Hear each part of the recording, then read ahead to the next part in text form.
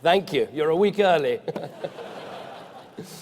This week in Manchester, we have shown this party is on the side of hard-working people, helping young people buy their own home, getting the long-term unemployed back to work, freezing fuel duty, backing marriage, cutting the deficit, creating jobs, creating wealth. Make no mistake, it is this party with the verve, energy, and ideas to take our country forward, and I want to thank everyone here for the great week we've had.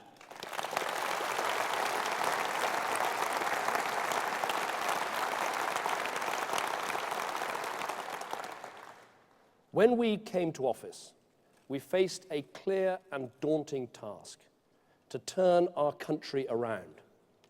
In May 2010, the needle on the gauge was at crisis point.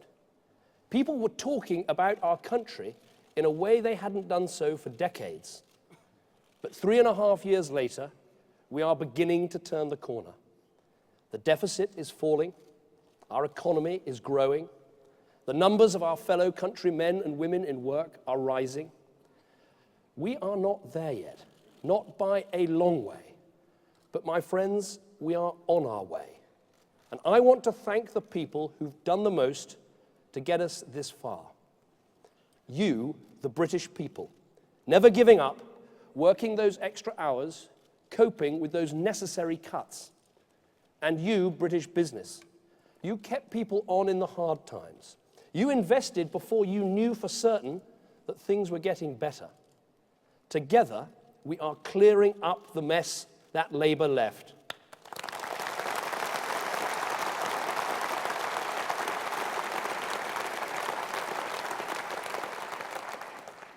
But I have a simple question to the people in this hall and beyond it. Is that enough? Is it enough just to clear up Labour's mess and think, job done? Is it enough just to think that we fix what went wrong and that's enough? I say no, not for me. This isn't job done, it is job begun. I didn't come into politics just to fix what went wrong, but to build something right. We in this party, we don't dream of deficits and decimal points and dry fiscal plans. Our dreams are about helping people to get on in life. Aspiration, opportunity. These are our words, these are our dreams. So today I want to talk about our one abiding mission. I believe it is the great Conservative mission, that as our economy starts to recover, we build a land of opportunity in our country today.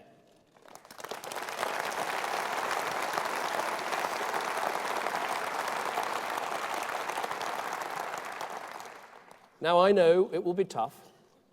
People will ask, have we got what it takes?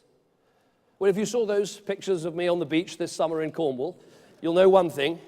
I've got the stomach for the fight.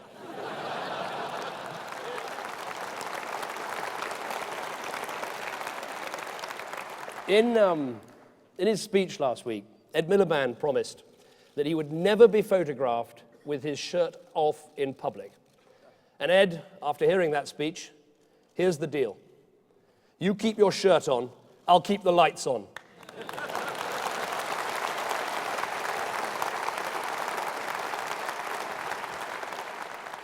Now, I know that we've got what it takes in this party.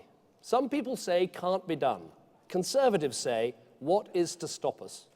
They said we couldn't get terrorists out of our own country. Well, Theresa knew otherwise, and that's why Abu Qatada had his very own May Day this year. And didn't it feel good getting him on that plane?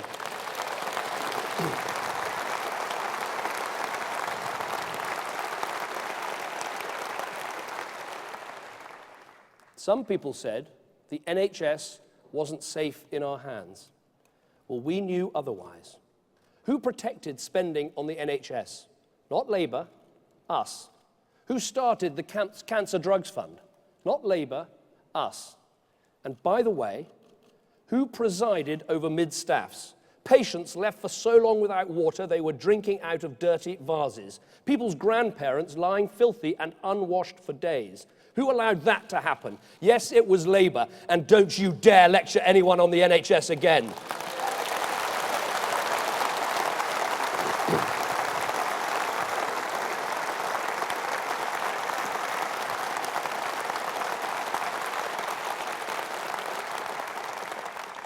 And of course, people say a lot of things about Europe. You'll never be able to veto an EU treaty. You'll never cut the EU budget. And if you did any of these things, you'd have absolutely no allies in Europe. Well, we proved them wrong. I vetoed that treaty. I got Britain out of the EU bailout scheme. And yes, I cut that budget. And in doing all this, we haven't lost respect. We have won allies to get powers back from Europe. And that is what we will do. And at the end of it, yes, we will give the British people their say in a referendum. That is our pledge. It will be your choice, in or out.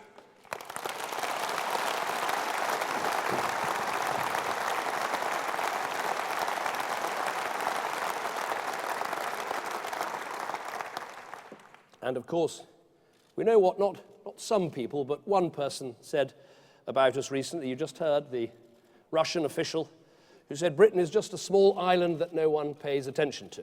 Really? Let me just get this off my chest one more time. When the world wanted rights, who wrote Magna Carta? When they wanted representation, who built the first parliament? When they looked for compassion, who led the abolition of slavery? When they searched for equality, who gave women the vote?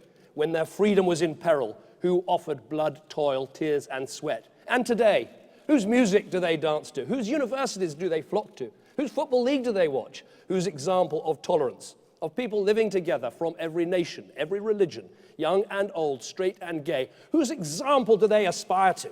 I haven't even got onto the fact that this small island beat Russia in the Olympics last year. Or, wait for it,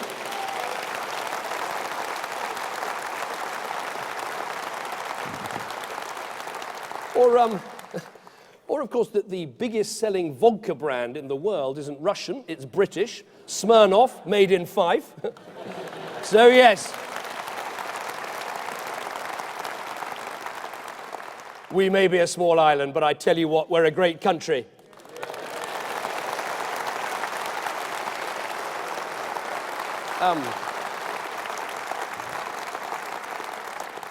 Obviously, having said all that, just don't expect me to go arm wrestling with Vladimir next time I see him.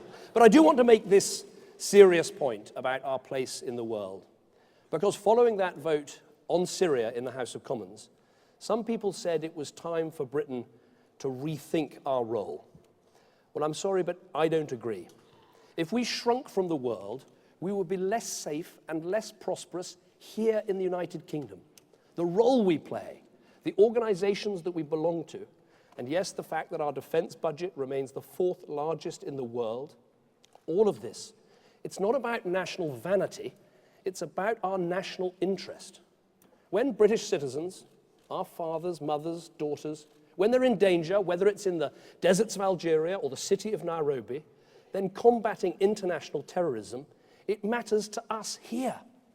When 5 of the world's fastest growing economies are in Africa, then trading with Africa, and yes, helping Africa to develop with aid, that matters to us right here. And at the heart of all this work, the finest foreign secretary I could possibly have, William Hague.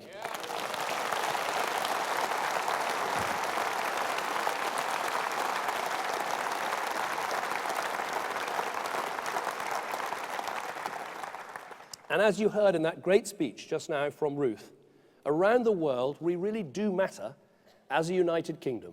England, Wales, Northern Ireland, and Scotland. Now the date for the referendum has been set.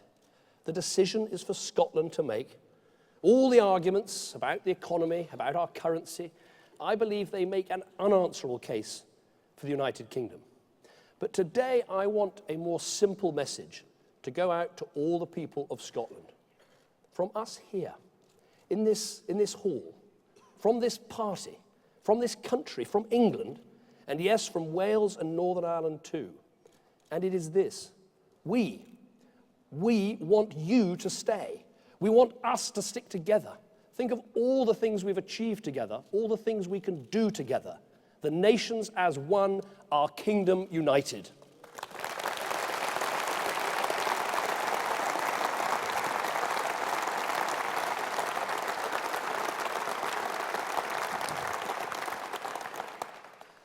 For 12 years now, men and women from all parts of these islands have been serving their country in Afghanistan.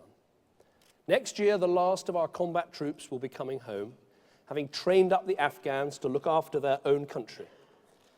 More than a decade of war, sacrifice beyond measure from the finest and bravest armed forces in the world.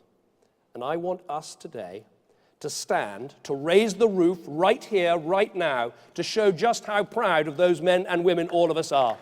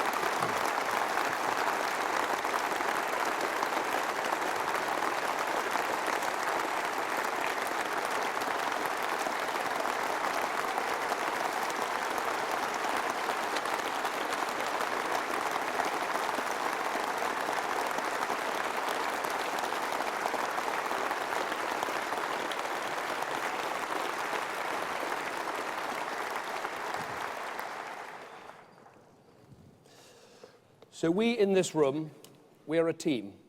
And this year we said goodbye to one of our team. Margaret Thatcher made our country stand tall again at home and abroad, rescuing our economy, giving power to our people, spreading home ownership, creating work, winning the Cold War, saving the Falklands. An amazing record. I was sitting next to her at a dinner once, and I was, as ever, with her, a little bit nervous. As ever, she was totally charming, and she put me at ease. And after a while, I said to her, Margaret, if you had your time in government again, is there anything you'd do differently? And quick as a flash, she looked at me and said, you know what? I think I did pretty well the first time round. Well, I think we can all agree on that, and we can all agree on this. She was the greatest peacetime Prime Minister our country has ever had.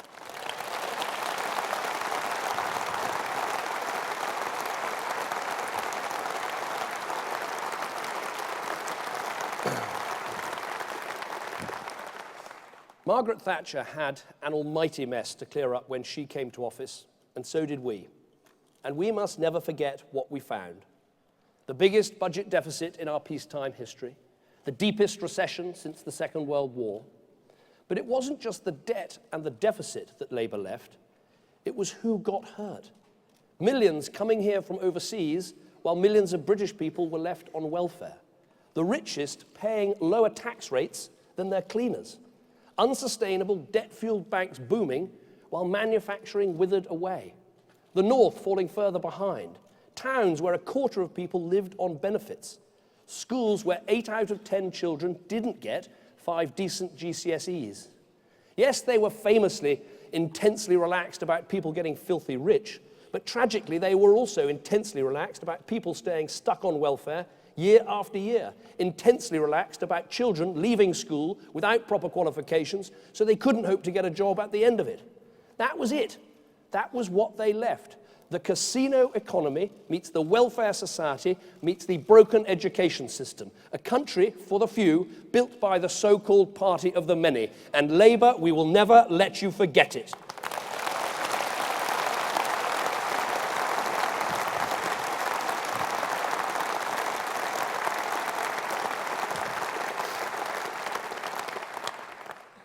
These past few years have been a real struggle. But what people want to know is this: was the struggle worth it? And here's the honest answer. The struggle will only be worth it if we as a country finish the job we've started. And finishing the job means understanding this. Our economy may be turning the corner, and of course that's great, but we still haven't finished paying for Labour's debt crisis. If anyone thinks that's over, done and dealt with, They are living in a fantasy land. The country's debt crisis, created by Labour, is not over.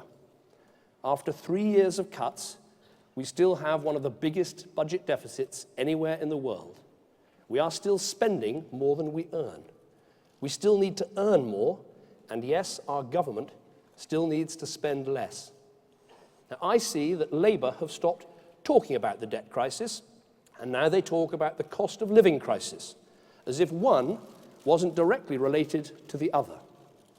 And if you want to know what happens if you don't deal with the debt crisis and how it affects the cost of living, just go and ask the Greeks. So finishing the job means sticking to our course until we've paid off all of Labour's deficit, not just some of it. And yes, let us run a surplus so this time we fix the roof when the sun is shining, as George said in that brilliant speech on Monday.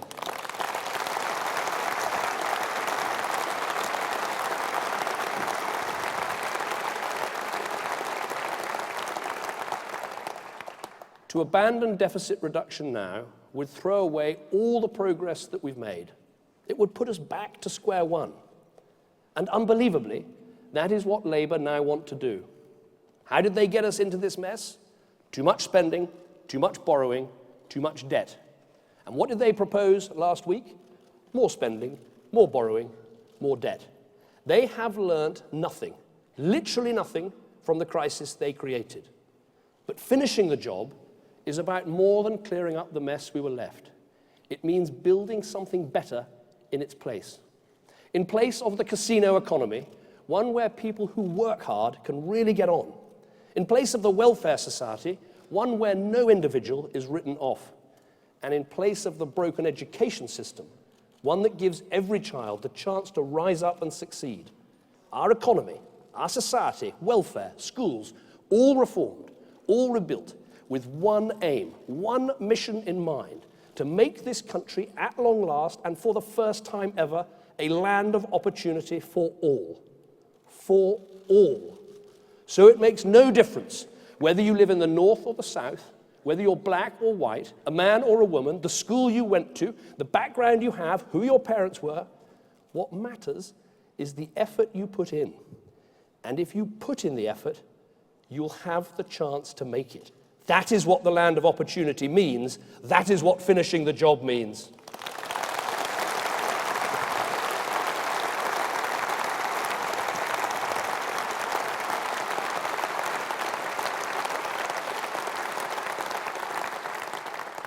Now, of course, I know that in politics there are others talking about these things. But wishing for something, caring about something, that is not enough. You can't conjure up a dynamic economy, a strong society, or fantastic schools, all with the stroke of the minister's pen. It takes a mixture of hard work, common sense, and above all, the right values. When the left say, you can't expect too much from the poorest kids, don't ask too much from people on welfare, business is the problem, not the solution, here in this party, we must say that is just plain wrong. If you expect nothing of people, that does nothing for them. Yes, you must help people, but you help people by putting up ladders that they can climb through their own efforts. You don't help children by dumbing down education. You help them by pushing them hard. Good education is not about equality of outcomes, but bringing out the best in every child. You don't help people by leaving them stuck on welfare, but by helping them stand on their own 2 feet. Why? Because the best way out of poverty is work and the dignity that brings. We know that profit, wealth creation, tax cuts, enterprise, these are not dirty elitist words. They're not the problem. They really are the solution, because it's not government that creates jobs, it's businesses. It's businesses that get wages in people's pockets, food on their tables, hope for their families, and yes, success for our country. There is no shortcut.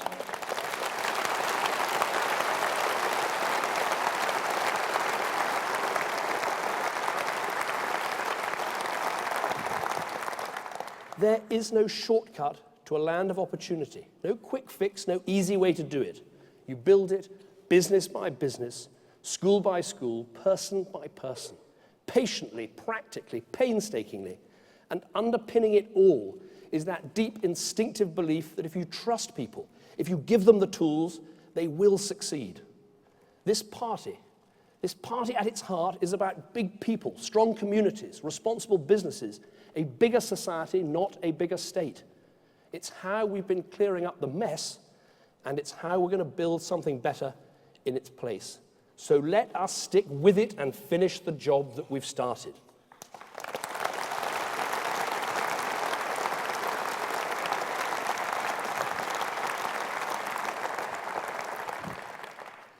Now, a land of opportunity must start in our economy.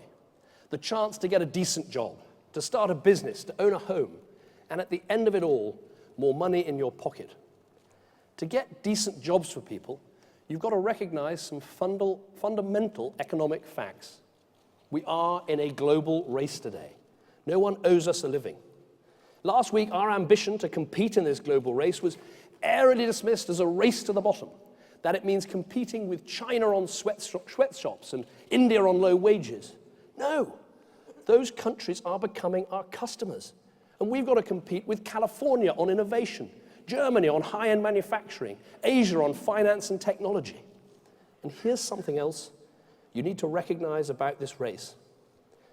The plain fact is this: all those global companies that employ lots of people, they can set up anywhere in the world. They can go to Silicon Valley, they can go to Berlin, and yes, they can come here to Manchester. And these companies base their decisions on some simple things, like the tax rates you pay in each country. So if those taxes are higher here than elsewhere, they don't come here. And if they don't come here, we don't get those jobs. Do you get that, Labour? British people don't get those jobs. Last week, Labour proposed to put up corporation tax on our biggest and most successful employers. That is just about the most damaging, nonsensical, twisted economic policy you could possibly come up with, and we will fight it every step of the way.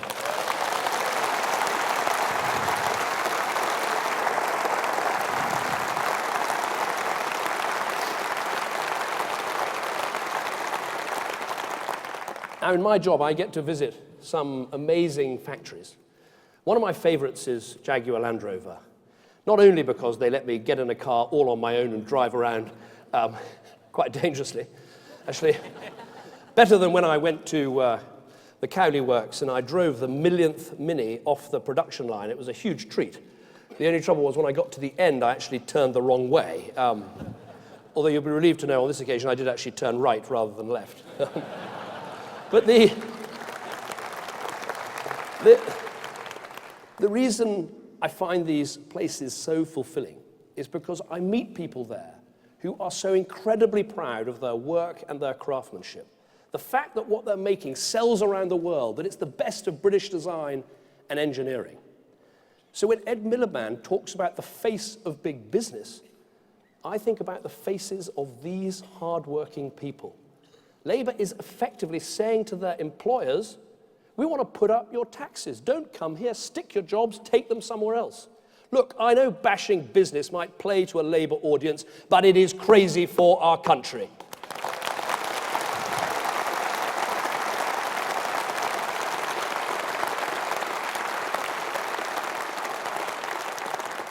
So if Labour's plan for jobs is to attack business, ours is to back business. Regulation down, taxes cut for businesses large and small, a new industrial policy that looks to the future, the green jobs, the aerospace jobs, the life science jobs.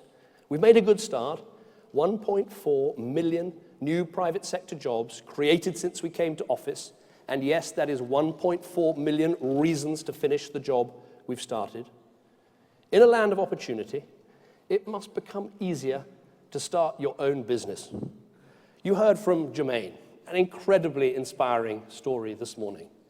And I say to all those people who strike out on their own, who sit there night after night, checking and double-checking whether the numbers stack up, I say to them, I have so much respect for you. You are national heroes. I will never forget watching Samantha when she set up her first small business, winning the first customer, sorting out the cash flow, that magic moment when she got her first business cards printed.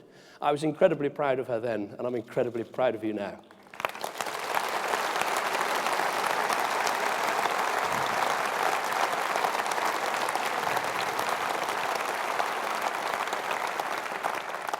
People setting up new businesses need finance. That's why we brought in the startup loans. They need their taxes cut, and we're doing that. Up to £2,000 off your national insurance bill for every small business in our country.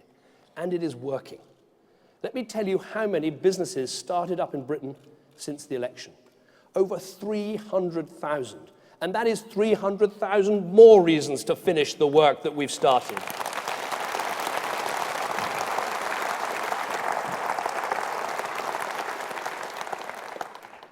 In a land of opportunity, we must make sure that more people are able to own a home of their own. You know that old saying, your home is your castle? Well, for most young people today, their home is their landlord's. Generation Y is starting to become Generation why do we bother? Millions of them stuck in rental accommodation when they're desperate to buy. I met a couple on Sunday, Emily and James. They both had decent jobs, but because they didn't have rich parents, they couldn't get a big enough deposit to buy a house. And let me tell you where I met them. In their new home, built with our Help to Buy mortgage scheme. It was still half built, but they showed me where the kitchen was going to be. Outside was rubble all over the ground, but they'd already bought the lawnmower. And they talked about how excited they were to be spending a first Christmas in a home of their own. My friends, that is what we're about. And this, the Party of Aspiration, is going to finish the job on home ownership that we started.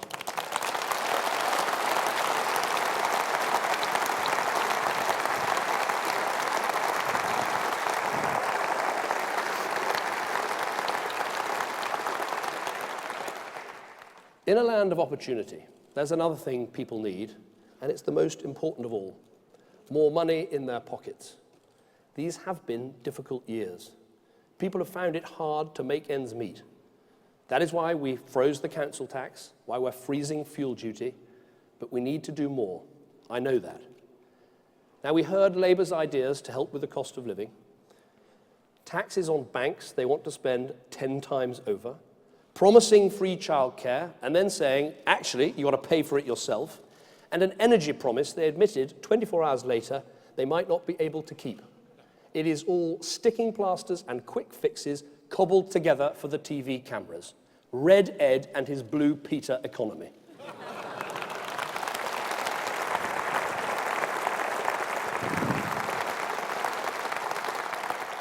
I tell you what, Britain can do better than that lot.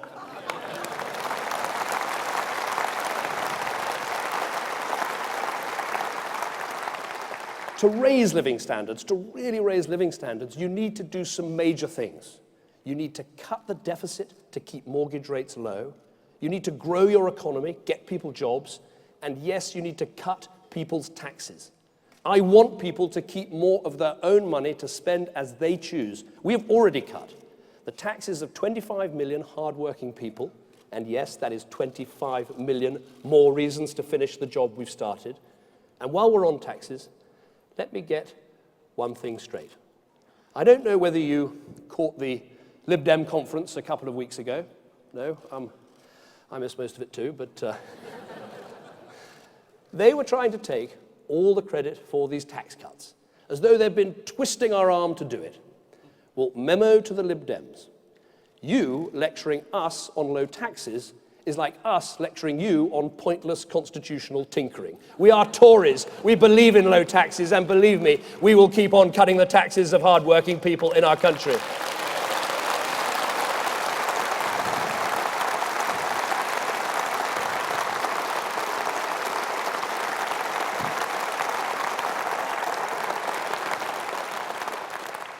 And here in Manchester, let me say this.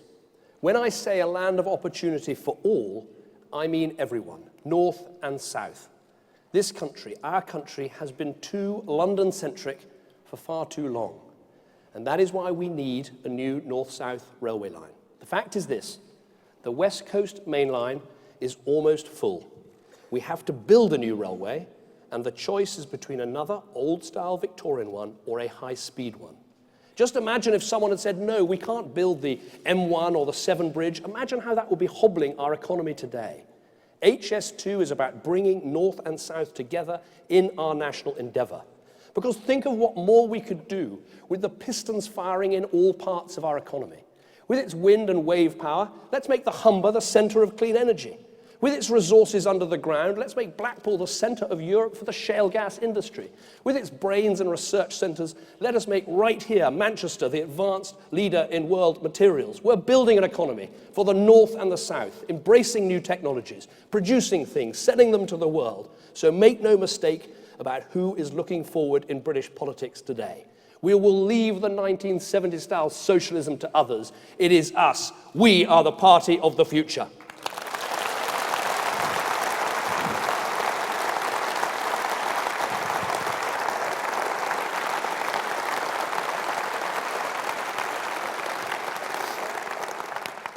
Now, we're making progress, and you know how I know that? It's every week at Prime Minister's Questions. There was a time when I'd look across and see Ed Balls, and there he was, shouting his head off, doing this with his hands, screaming that the economy was flatlining, all with such glee. But recently, he's gone a little quiet. Could it be because there was no double dip? Could it be because the economy is now growing? Well, I've got a gesture of my own for Ed Balls. Don't worry, it's not a rude one. Jobs are up, construction is up, manufacturing is up, inward investment, retail sales, home building, business confidence, consumer confidence, all these things are up. And to anyone who wants to talk our economy down, let me tell you this.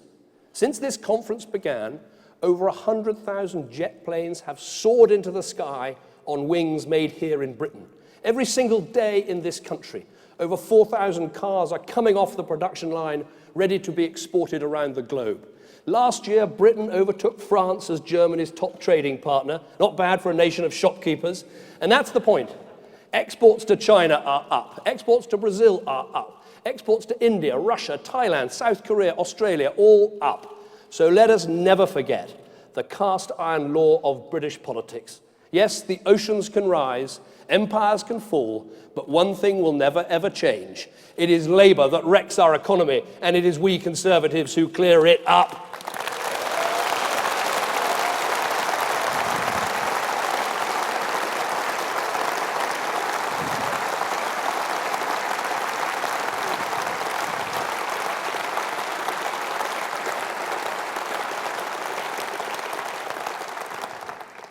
A land of opportunity means educating our children.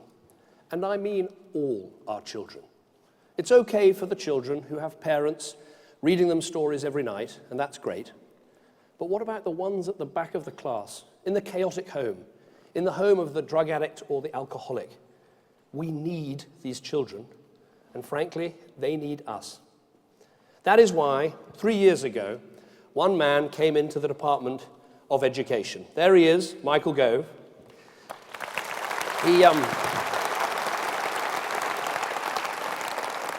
He has this huge belief in excellence and this dynamic energy. He is a sort of cross between Mr. Chips and the Duracell bunny.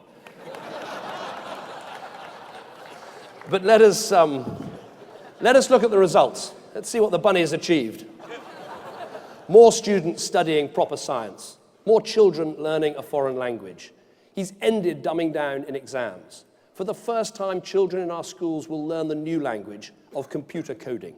And we are sending a very clear message to our children. If you fail English and Maths GCSE, you're going to have to take and retake them again until you pass. Why? Because as I tell my own children, there is not a job in the world where you don't need to spell and add up properly. Unless, of course, you want to join Labour's frontbench economic team, but it's not a...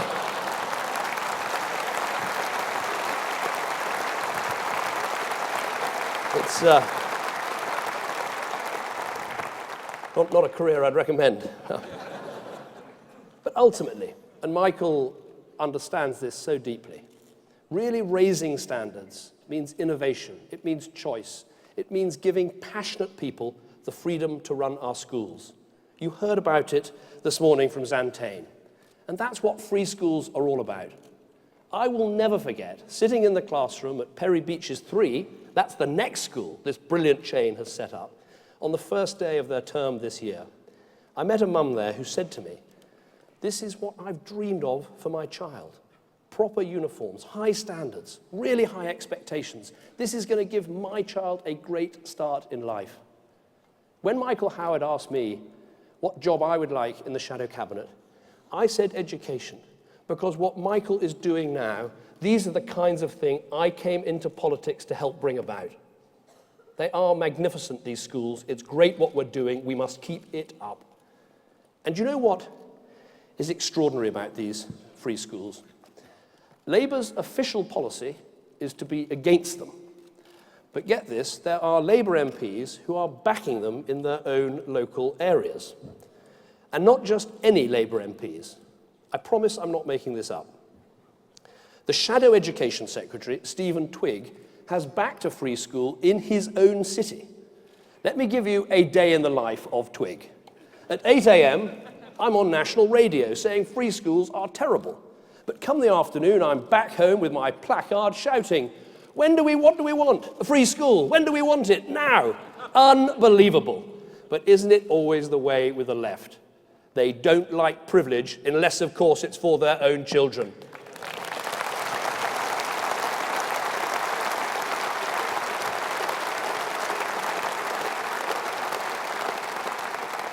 Well, we in this party, we must be ambitious for all our children, and we must finish the job we started. We've now got technical colleges run by great companies like JCB. I say let's have one of those colleges in every single major town in our country.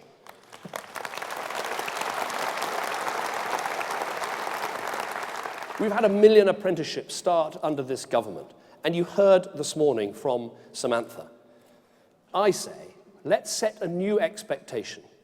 As you leave school, you have a choice. Go to university or do an apprenticeship. And while we've got children leaving school, not able to read, write, or add up properly at the end of primary school, let us set this ambition for our country. Let us eliminate illiteracy and give every one of those children a chance.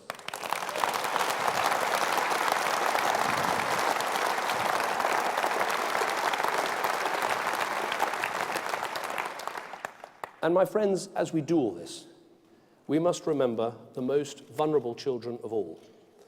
There are thousands of children every year who grow up in homes where nappies and bedclothes go unchanged, and where their cries of pain go unheard. These children just need the most basic opportunity of all, a loving family. 2 years ago, at our conference, I told you about our determination to speed up adoption.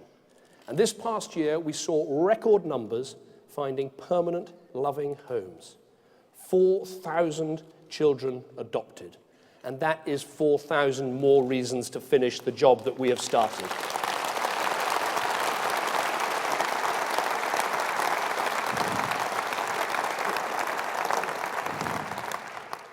And as we keep on with this, we should remember who is on the front line.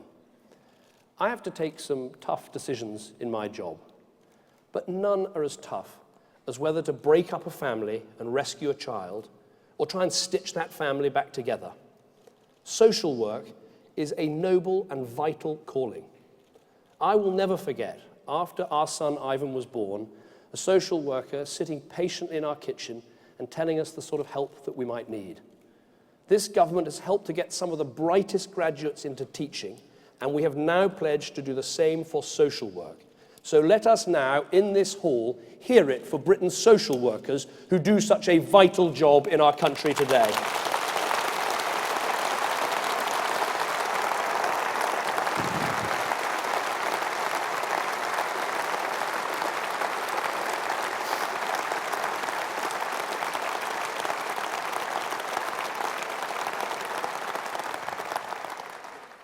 The land of opportunity needs one final thing: welfare that really works. We know how badly things went wrong. Our fellow citizens, working every hour of every day to put food on the table, ask this: why should my taxes go to people who could work but don't? Or to those who live in homes that hard-working people could never afford? Or to people who have no right to be here in the first place? And I say this to the British people: You have every right to be angry about a system that is unfair and unjust, and that is why we're sorting it out. We have capped welfare, capped housing benefit. We insisted on new rules so that if you reject work, you lose benefits. And let us be absolutely clear. As Boris said in that great speech yesterday, the problems in our welfare system and the problems in our immigration system, they are inextricably linked. If we don't get our people back to work, we shouldn't be surprised if millions want to come here to work. But we must act on immigration directly too, and we are. Capping migration, clamping down on the bogus colleges, and when the immigration bill comes before Parliament, we're going to make sure that some simple and fair things that should have always been the case are now set in stone. If you are not entitled to our free National Health Service, you should pay for it.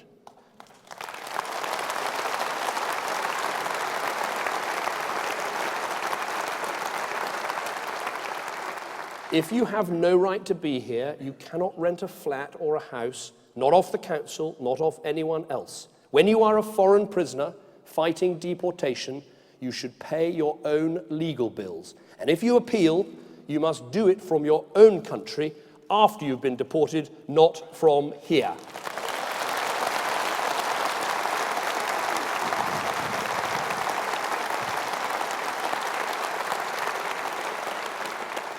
And on these huge national problems, we are making progress. Immigration has come down.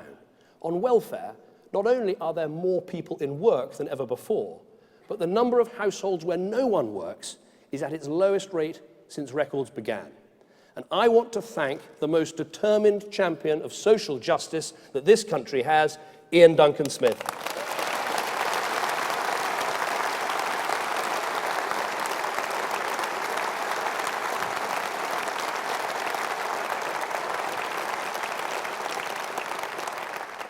Ian understands that this isn't about fixing systems, it's about saving lives. And that is why we've got to finish the job we've started. There are still over 1 million young people not in education, employment, or training. And today it's still possible to leave school, to sign on, find a flat, start claiming housing benefit, and opt for a life on benefits. Isn't it time for bold action here? We should ask, as we write our next manifesto, if that option should really exist at all. Instead, we should give young people a clear and positive choice. Go to school, go to a college, do an apprenticeship, get a job. But just choose the dole. We've got to offer them something better than that.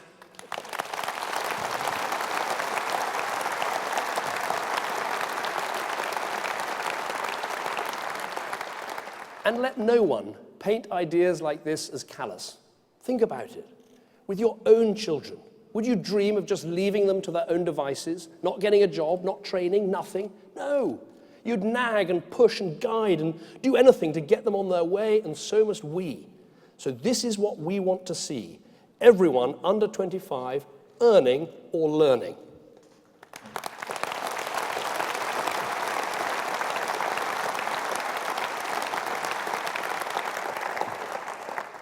And we know that on this, as on everything else, Labour will fight us.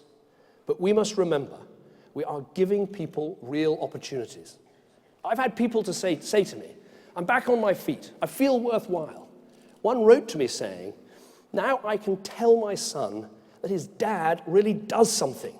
This is what our party is about. We don't patronize people, put a benefit check on their hand and just pat them on the head. We look people in the eye as equals and say, yes, you've been down, but you're not out. You can do it. You have it in you. We will give you that chance. And that is why we can say today that it is this party that is fighting for all those who are written off by Labour. It is this party that is for the many, not the few. Yes, the land of despair was Labour, but the land of hope is Tory.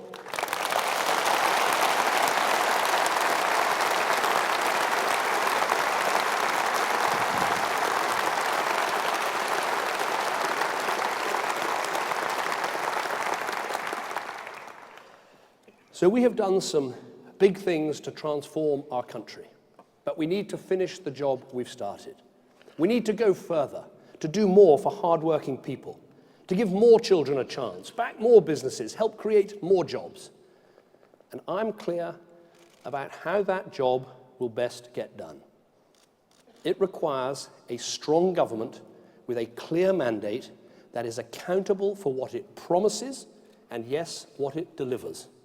And I want to tell everyone here what that means. When that election comes, we won't be campaigning for a coalition. We will be fighting head, heart, and soul for a majority Conservative government, because that is what our country needs.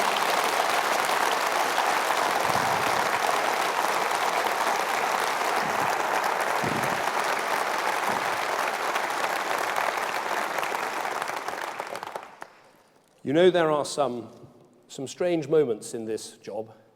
When I was just a few months in, a member of my staff rushed into the office and said, "Prime Minister, you've really made it. They are burning an effigy of you on television." Actually, the first time it happened, they didn't spell my name right. They don't make that mistake anymore. But you don't do this to be popular. You do it because you love your country. I do the best I can. And for me, it comes back to some simple things. Country first. Do what's decent. Think long term. There's an old story that's told about a great hall in Oxford near my constituency. For hundreds of years it stood there, held up with vast oak beams. And in the 19th century, those beams needed replacing. And you know what they found? 500 years before, someone had thought, those beams, they'll need replacing one day. And so they had planted some oak trees. Just think about that. Centuries had passed, Columbus had reached America, gravity had been discovered, and when those oaks were needed, they were ready. Margaret Thatcher once said, "We are in the business of planting trees for our children and grandchildren, or we have no business being in politics at all." That is what we are doing today. Not just making do and mending, but making something better. Since I got to my feet, almost 100 children have been born across our country. Children of wealth and children of none. Children of parents in work and children of parents out of work. For every single one of those newborn babies, let us pledge today that we will build something better. A land of opportunity. A country built on that enduring principle, seared in our hearts, that if you work hard, save, play by the rules, and do your fair share, then nothing should stand in your way. A new economy, a new welfare system, a new set of values in our schools. Not just fixing the mess we inherited, but building something better. We've got a year and a half till that election. A year and a half until Britain makes a choice. Move forward to something better or go back to something worse. But I believe that if this party fights with all we have, then this country will make the right choice. Because we always have before. Whenever we've had the choice of giving in to some shabby compromise or pushing forward to something better, we've said this is Great Britain, the improbable hero of history, the country that doesn't give in, that doesn't give up, that knows there's no such thing as destiny, only our determination to succeed. So I look forward to our future, and I'm confident. There are battles to fight, but beyond this hall are the millions of hard-working people who renew the great in Great Britain every day, in the way they work, in the way they give, in the way they raise their families.